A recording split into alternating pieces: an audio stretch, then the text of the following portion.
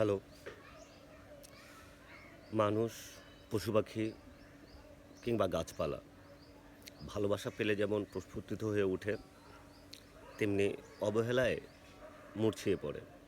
তার প্রমাণ হলো আমার এই ছাদ বাগান।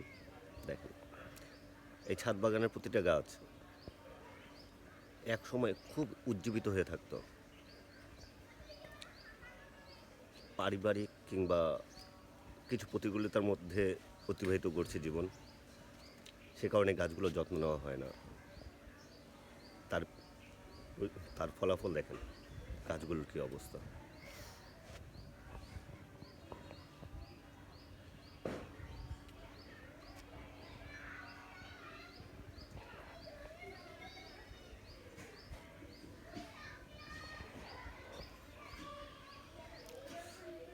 তাই বলি, ভালোবাসা খুব